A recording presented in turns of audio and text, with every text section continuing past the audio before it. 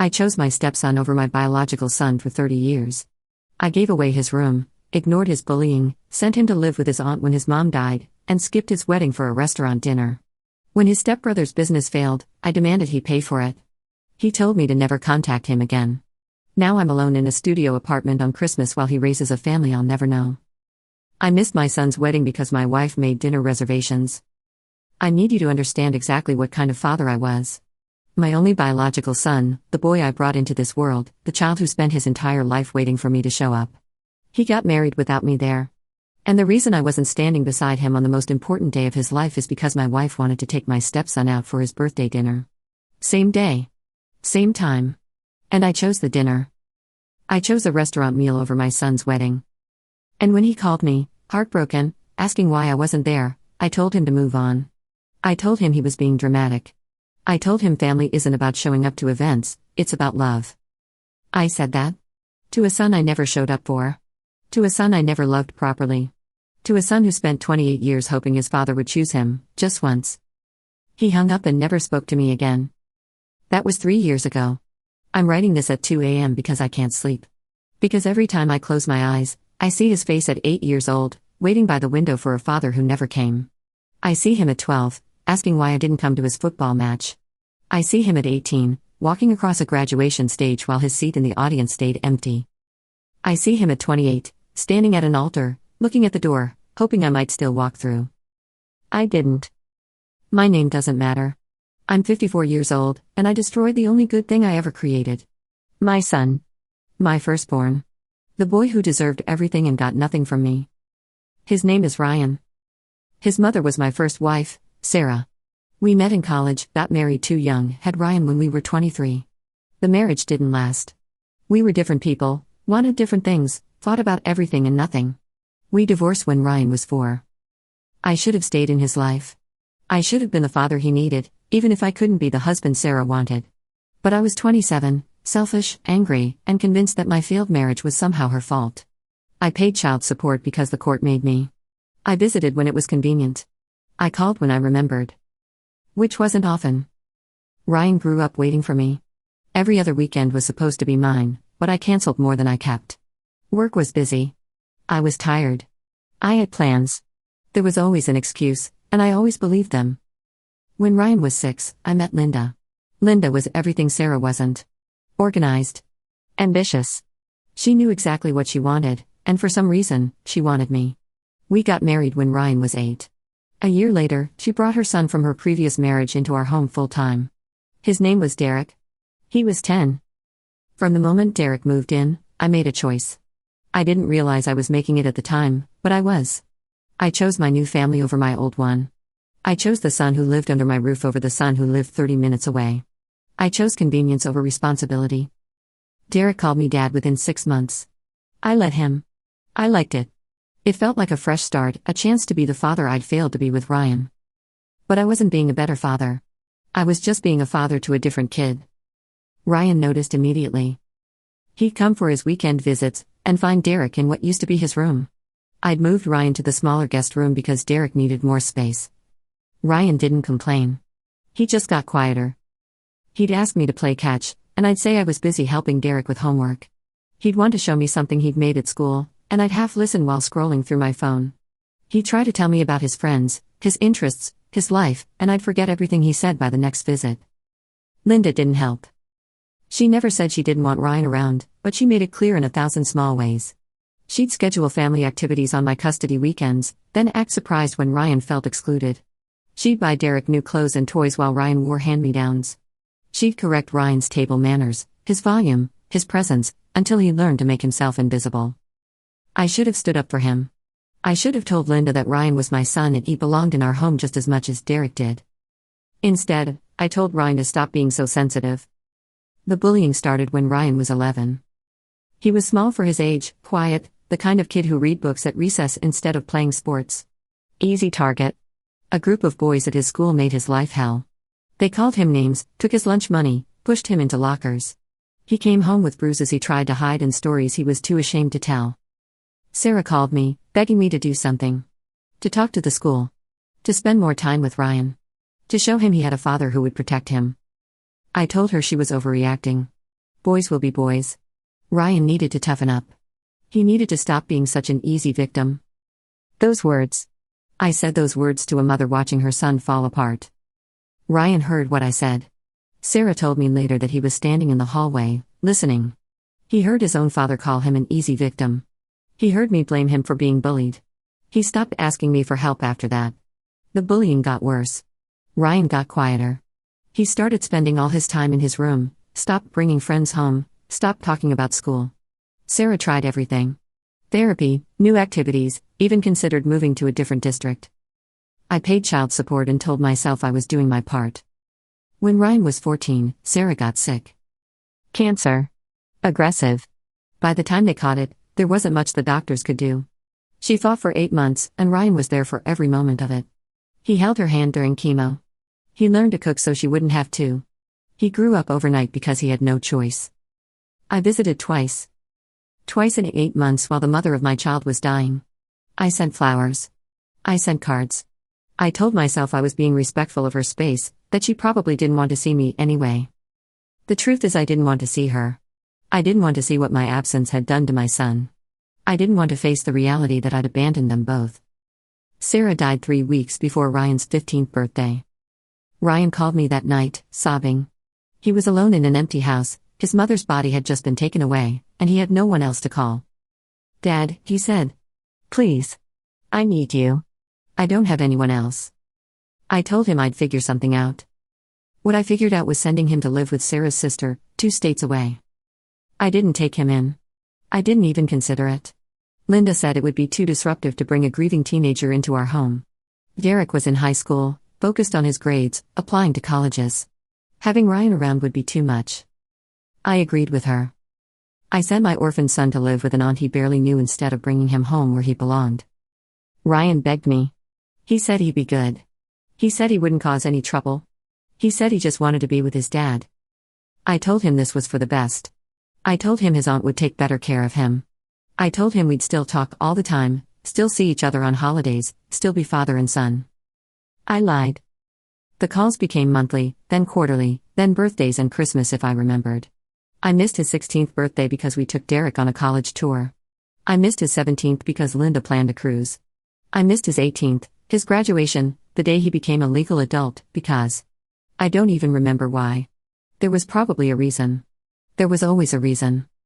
Ryan stopped reaching out after graduation. His aunt told me he'd gotten into a good college on a full scholarship. He'd worked his way through school, graduated with honors, got a job at a tech company. He built an entire life without me. I told myself that meant I'd done something right. That he turned out fine. That he didn't really need me after all. I was so blind. When Ryan was 26, he reached out. He called me out of the blue, voice steady, and said he wanted to try to have a relationship. He was in therapy, working through his childhood, and his therapist suggested he give me a chance to be part of his life again. I cried on the phone. I told him I was sorry. I told him I wanted to do better. I told him I loved him. For 2 years, we rebuilt. Slowly. Carefully. He'd call once a week. We'd meet for lunch when he was in town.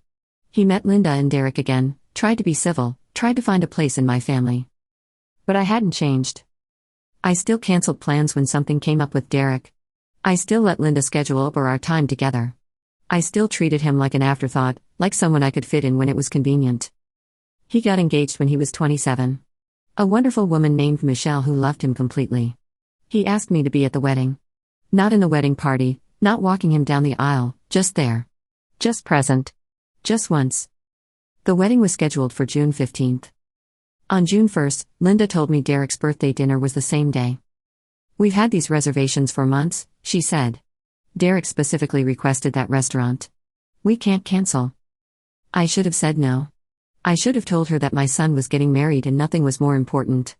I should have been a father for the first time in 28 years. Instead, I called Ryan and told him I couldn't make it. The silence on the phone lasted so long I thought he'd hung up. "Why?" he finally asked. "Derek's birthday dinner. The reservations are already made. You understand?" "No." His voice was barely a whisper. "I don't understand. I've never understood." "Ryan, don't be dramatic. It's just a wedding. You'll have photos. We can celebrate later." "Just a wedding, He laughed, but there was no humor in it. My wedding. The one day I asked you to be there for. And you're choosing Derek's birthday dinner. I'm not choosing anyone. I'm just. You've always chosen them, Dad. My whole life. And I kept coming back, kept hoping, kept telling myself that this time would be different. But it never is. Ryan.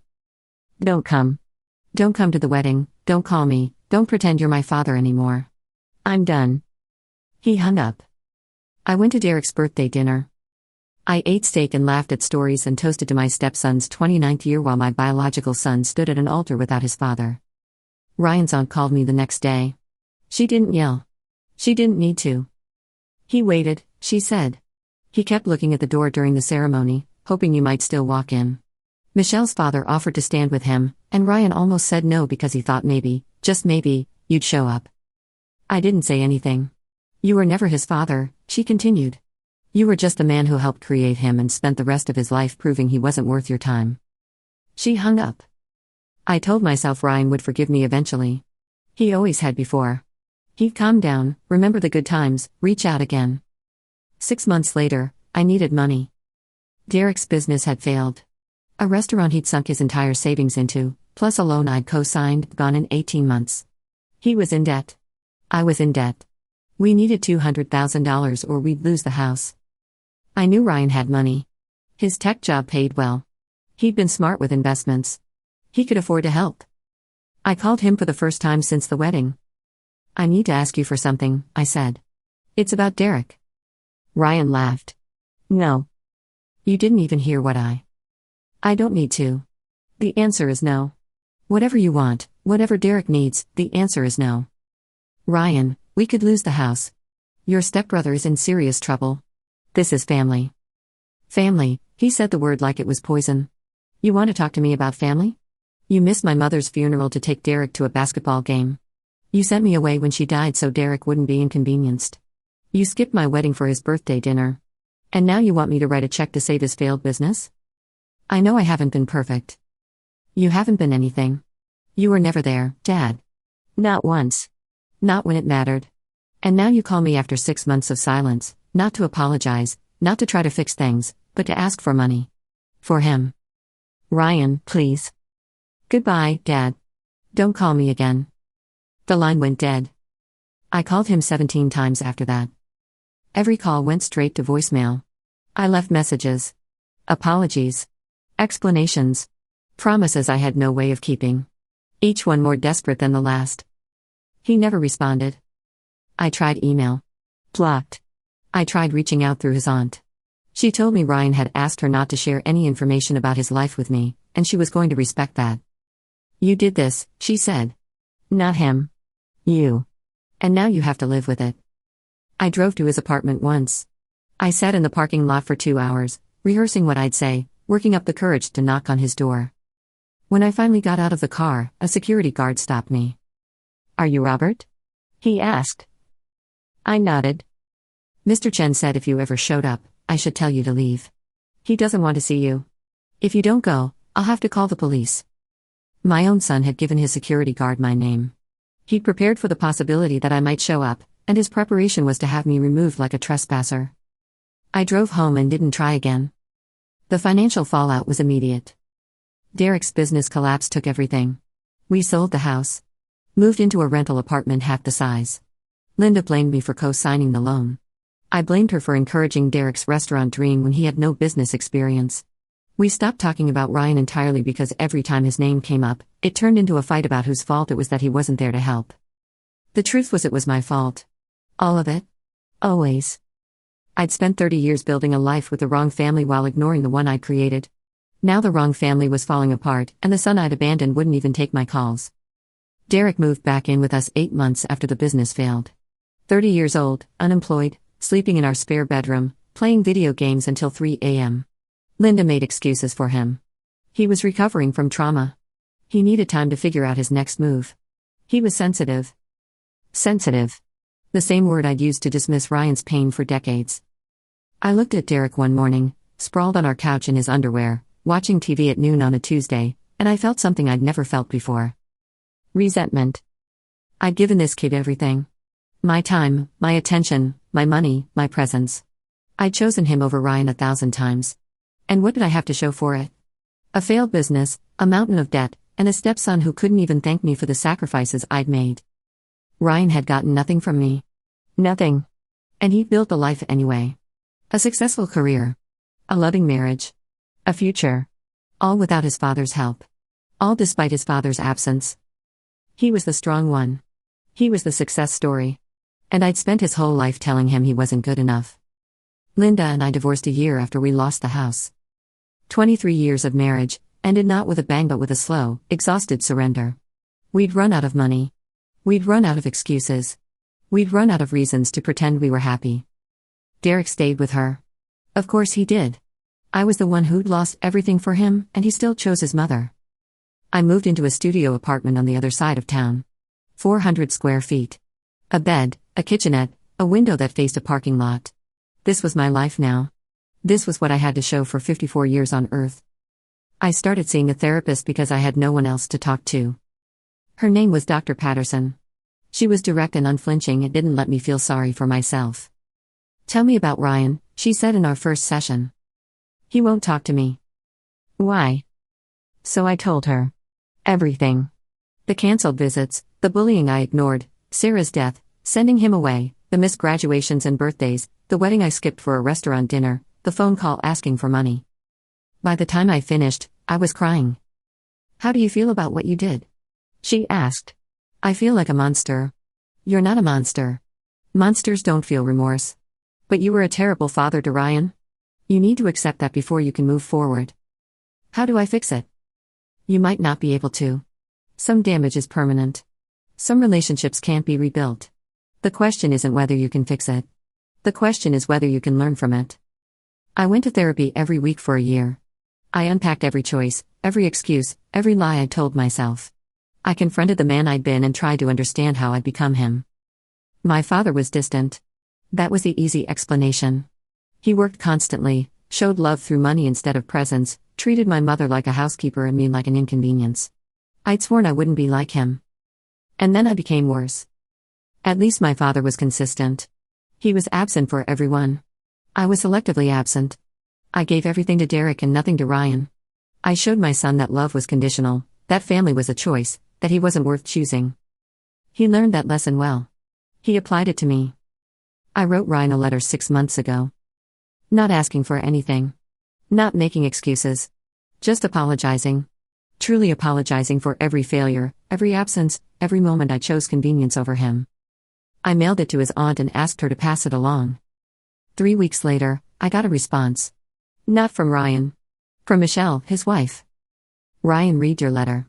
He asked me to write back because he doesn't trust himself to do it without saying things he'd regret.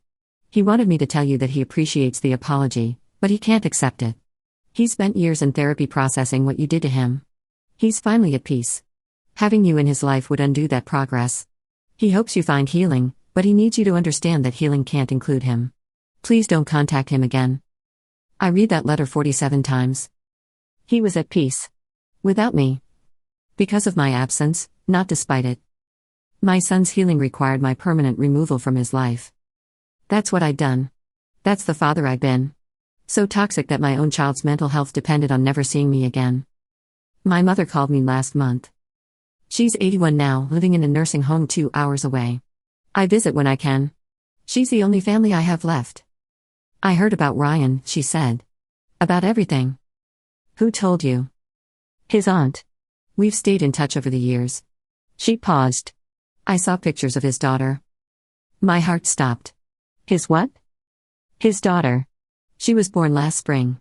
Her name is Sarah. After his mother. I have a granddaughter. A granddaughter I'll never meet. A granddaughter who will grow up without knowing I exist. A granddaughter named after the woman I abandoned, raised by the son I threw away." I sat in that nursing home room and sobbed like a child. My mother held my hand. She didn't comfort me. She just held my hand and let me cry. "You made choices," she said finally. "Bad choices. Selfish choices. And now you're living with them. I'm sorry, Robert. I truly am. But Ryan owes you nothing. Not forgiveness. Not access. Not a relationship. You had 30 years to be his father. You chose not to be. Now he's choosing not to be your son. I know. Do you? Because knowing isn't enough. You need to accept it. Really accept it. Not as a punishment, but as a consequence. The natural result of everything you did. She was right. This wasn't karma. This wasn't revenge. This was simply cause and effect. I'd planted neglect for 30 years, and now I was harvesting abandonment. It's Christmas Eve as I write this. I'm alone in my studio apartment. There's no tree. No decorations. No reason to celebrate. Derek texted me earlier. A generic Merry Christmas with a Santa emoji. I haven't seen him in 8 months. We don't talk much anymore. Turns out, without Linda to maintain the relationship, we had nothing to say to each other. He was never really my son. I just pretended he was because it was easier than being Ryan's father. I looked up Ryan's address once. Thought about sending a Christmas card. Maybe a gift for the baby. Then I remembered Michelle's letter. Please don't contact him again. So I didn't. I'm sitting here instead, writing this confession to strangers on the internet, because I need someone to know what I did. Not for sympathy. Not for advice. Just to say it out loud. I had a son. A beautiful, brilliant, resilient son who survived a childhood of neglect, lost his mother at 14, was sent away by his father, and still grew up to be a good man. A successful man. A loving husband and father. He did that without me. He did that despite me. And I will never know him. I will never hold my granddaughter. I will never sit at his dinner table or hear about his day or watch him grow old. Because I chose a birthday dinner over his wedding. Because I chose a stepson over him. Because I chose my comfort over his pain, every single time for 30 years. If you're reading this and you have children from a previous relationship. If you've started a new family and your old one feels like an inconvenience. If you're canceling visits and missing events and telling yourself your kid will understand. They won't. They'll wait for you. They'll hope. They'll give you chance after chance after chance because children never stop wanting their parents' love. And then one day, they'll stop. They'll realize that the waiting is killing them. They'll understand that your absence isn't an accident but a choice. They'll look at their own children and know they could never do what you did. And they'll walk away. Not out of anger. Not out of revenge. Out of self-preservation. Ryan isn't punishing me. He's protecting himself. He's protecting his wife and his daughter from the man who couldn't be bothered to show up. He's being the father I never was. And I'm here, alone on Christmas Eve, finally understanding what I lost. Not what was taken from me. What I threw away. Your children are not obligations to manage. They're not burdens to minimize. They're people who need you, who love you, who will wait for you longer than you deserve. But waiting has a limit. And when they stop, they don't come back. I know. I'm living it. Don't make my mistake.